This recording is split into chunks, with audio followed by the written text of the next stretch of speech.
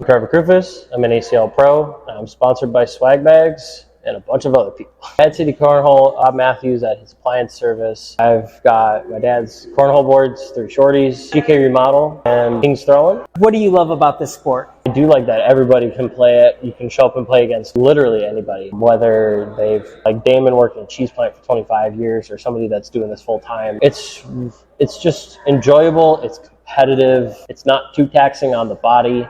I'm not saying I'm soft, but it's something that you can get into, and it doesn't. I don't know if I'll ever get like worn down by it over time.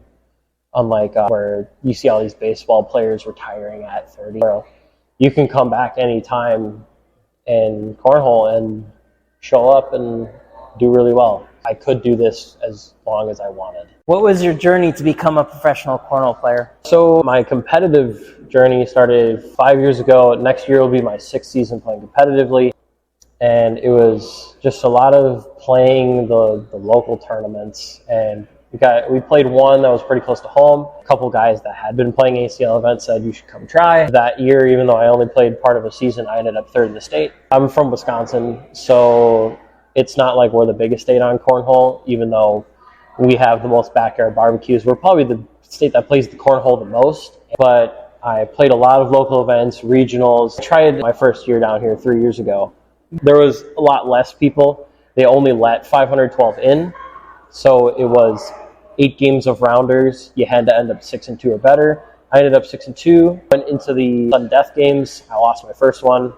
But then I went and won my conference qualifier through the Great Lakes, one of the best conferences out there. Alex Ball, we ran our first pro season last year. Ended up all right in doubles. I requalified on singles. He did as well. He took a year off. And this year I played with Jared. Doing quite well. Who's Jared? My brother Jared. He's a little younger than me. I'm 21. He's 19.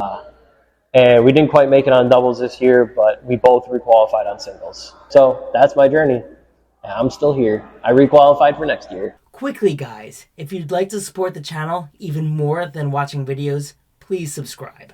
What is your most meaningful match? That is a great question. Yeah, I don't get too overly excited about many games that I play, but I think one of the biggest ones has to be the short teams game that Jared and I played on CBS. It was a great experience finally getting to play on live TV. I hit a highlight shot, they put it out, and that was a good time. We won that game, so that's good. We actually won the match for the team in that game. How often do you practice? I don't. For the sake of the interview, yes, I will give away this answer, but compared to everybody else, it is not as much as you think. I'm currently a college student at Whitewater. I'm going for my music education degree. I'm hoping to be a band teacher for my normal job. I'm really not looking to do this full time. It'd be great, but really I have other ideas. I don't think I'll ever quit. As long as I make pro, I'm going to stay in. So if it's during the school year, I'm practicing maybe 2 nights a week, a total of 5 or 6 hours. That's more than most.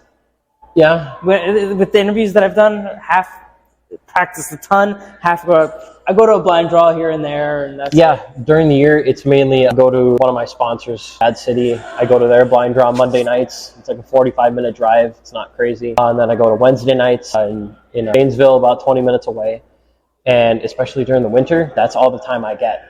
But then I go play tournaments on the weekends. I get practice anytime I can when I'm not in the game. And then during the summer, I usually make cornhole boards. But if I'm not doing that, I try to find time to go outside and practice. What does your practice consist of? If I'm by myself, it's a lot of just being comfortable and finding what's working for me at the moment. I don't often have, if you look back at how my form has changed over time, there's very little things that do change. I change things all the time, but a lot of it is just what is working for me right now and how can I make that better. Some days I feel like big open arm, that other days I just feel like flicking out of my hand.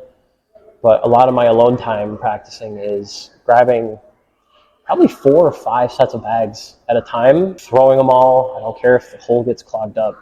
It's finding a way to be consistent so that when I'm in a game and I need to finish out a round, I can confidently do so. I wouldn't say I set up situations that much. I feel pretty confident when the board gets messy that I know what I'm doing, and so I don't practice it a ton.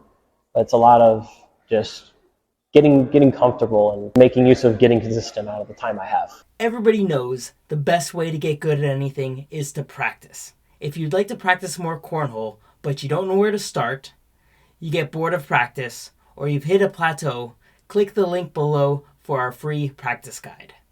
Depending on when you watch this video, it's either going to be a free practice guide or a full-on practice app with over 15 different games to improve your cornhole ability. Regardless, click the link below, download the guide, and start making every shot you should. You meet an opponent for the first time, you know he's good. Sure. First shot, slide in or block.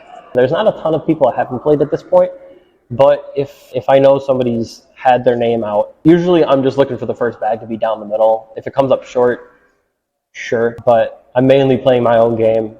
If at some point I realize that they're missing a lot of something, then I'll try and get them to keep going for those shots. But first bag of the game, no matter what, it's whatever it ends up being, really.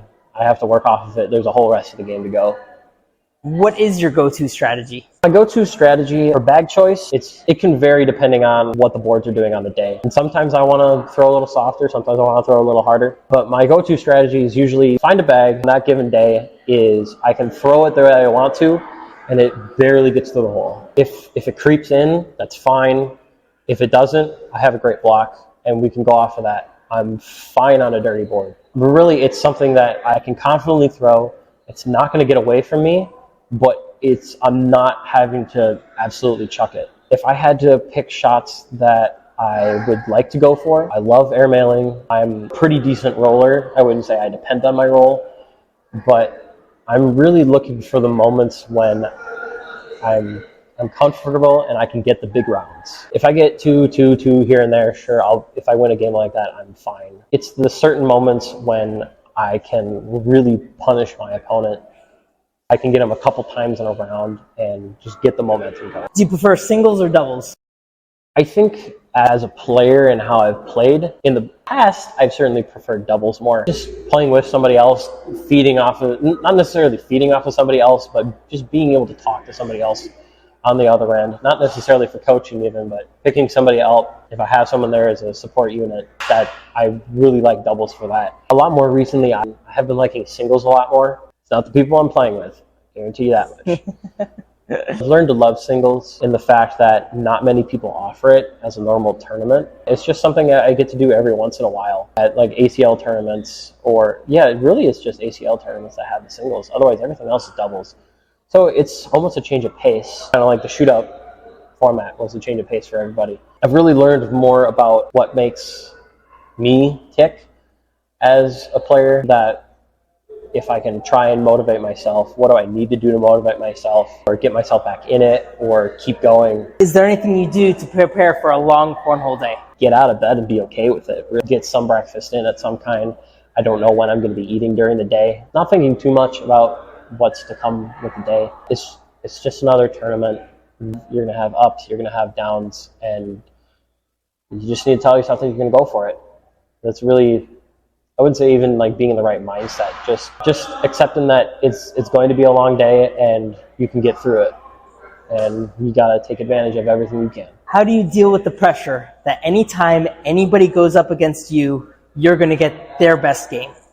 There certainly is a lot of pressure with that. I found I've gotten better with playing against better opponents as of late. My kryptonite has been like the really good people. I call it a fanboy moment, where it's just like, oh, I'm playing against them. You just put them on a pedal. Name some. Yeah, I'll actually name them game. Salt Lake City last year, 3rd National. I realized I'm in Jamie Graham's corner, and that was Jamie was killing it. And at least I'm in Jamie Graham's 8-person section, and my draw is good to get to him. And so I was like, I'm gonna beat Jamie. I'm gonna beat Jamie. And I scored 2 points. But I made it through those first 2 games. I'm like, let's go, let's play Jamie. But even then, it was like, I still said this is gonna be a really tough game because I know I'm gonna get Jamie on a heater. But that's the first mistake, really. You're gonna get whatever you're gonna get out of your opponent. Most times they're gonna give you a good game. Other times it's an off game. I feel bad whenever my opponent has a bad game. They really wanted to play me. But then I feel bad when I know I'm going up against a good opponent and I didn't even give him a shot. So it's more pumping myself up and just saying, I'm going to go out there and get it and do what I have to do. You've graduated college. Sponsor comes to you and says, we want you to sponsor. We're going to pay you enough money so you've got everything taken care of. What would it take for you to be number one 2 years from now? Number one 2 years from now for me is definitely even if I had everything like monetarily and like equipment, I need to make sure I still have a good support system of people around me supporting me that want to watch. Not that I want all the attention on me. If I end up number one, yeah, I'll have attention. At that point, I'd hope so, but I'm not like, I need this, don't want to be narcissistic in any sense. But for me to do that, it'd have to be, I don't think I'll ever quit a full-time job to do this. It would be fantastic, but I have dreams to do other things. But okay, so what are your dreams? Just inspire kids to learn to love whatever part of life they're going through. I'm hoping to teach high school or elementary school. Middle school is a very iffy part because everything's changing about every kid. But like for band, I came through a school district that you had to do something with music your first couple of years, and it just felt like nobody wanted to be there. And I got to high school and everybody's like, oh yeah, I want to be here. I love this. And it's just such a much better environment. And I really want to do that for the next generation where they don't have to go into music or anything. I want to be their support system for anything they're going through.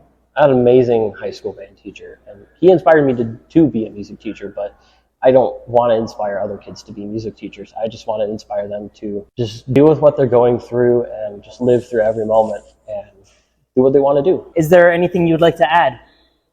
Anything I'd like to add? Thank you to everybody who supported me this far and really told me to keep going. I'm sure there's some point along the line where I wasn't feeling the greatest and I needed to pick me up, and people were there for me. The whole Cornhole community is absolutely fantastic. Wants to pick you up, wants to have a conversation, and everybody's just so friendly, and everybody wants everybody to get better. It's an amazing time I've stepped into where this is getting bigger and we can all be a community while competing at the same time, which is not what happens with a lot of other sports. If you liked this video, please subscribe. Also, click the link below for a free practice app and start making every shot you should.